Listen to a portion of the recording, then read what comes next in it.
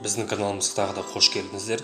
Бүгін біз сіздермен еліміздің сүйікті бір сериалына айналған Келінжан атты телехикаяға кішігірім баяндау өткізсек дейміз. Ал ендеше кеттік. Келінжан қайнаған ауылдың тіршілігі мен ағайын туыс арасындағы байланысты сипаттап көрсеткен, көрерменнің ыстық ықыласына бөленген қазақ телехикаясы. Халықты жалықтырып алмауға тырысқан продюсер Гүлнұр Мамасарипова биыл да, яки 2022 жылы телехикаяның 4-ші маусымын түсіруді бастап та кеткен. YouTube желісінде туындының 3-ші маусымы 22 миллион қаралым жинап, әр сериясы күнделікті рекордты 1,5-2 миллионмен жаңартып отырған.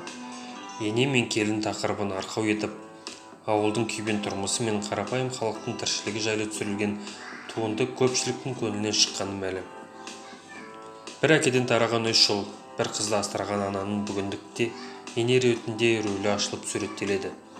3 келіннің 3 түрлі өмірінен, тағдырларында болып жатқан оқиғалардан көгілдір экран алдындағылар өздерін көріп отыратындары шындық. Ене рөлінде актриса Лейла Ақназарқызы өз образын ерекше көрсете алған. Бір бойынан табылатын көркем мінезділік, сабырлық, адамгершілік қасиеттерінің барлығын өзара ұштастыра білген. Ал үлкен келін Айсараның рөлін ерекше алып шыққан актриса Дариға Бадықованың жақтаушылары да, даттаушылары да болғаны рас. Ер мен әйелдің отбасындағы рөлі өзгеріп жатқан, қазіргі заманның ащы шындығын көрсете алатын Қылышбек пен Айсараның әрекеттері қалай ой салары сөзсіз. Өлетін 2-ші ұлы мен келіні де қазіргі көп отбасыларында кездесетін дүниелерді басынан кешіреді. Ерінің әйеліне жасаған сатқындығы, көзіне шөп салуының соны үлкен өкінішке алып келетіні айқын суреттелген.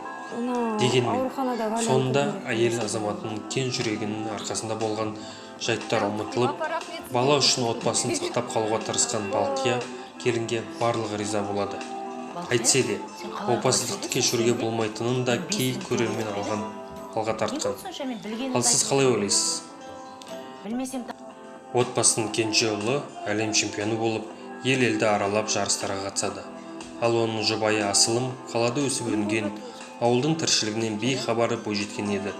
3 маусым бойы екеуінің арасында ажырасуда, балада, махаббат пен жек көруде болды. Берілген сценарийдің дұрыс құрылуы мен актерлік құрамның жақсы ойнауынан өте ерекше туындының пайда болғаны анық. Ауылын сағынғандар бір марқайып, жылы үйін аңсағандар үнемі күтетін телехикаяны сағына күтушілердің қатары көбеймесе, азайған емес. Келесі маусымның сәтті аяқталуын тілеп, көрерменге тезірек жол тартуын қалаймыз. Ал сіздерге осы сериалда қай персонаж қатты ұнады және не себепті? Өз ой-пікірлеріңізді комментарийға жазып, біздің каналға тіркелуді ұмытып кетпеңіздер. Назарларыңызға рахмет.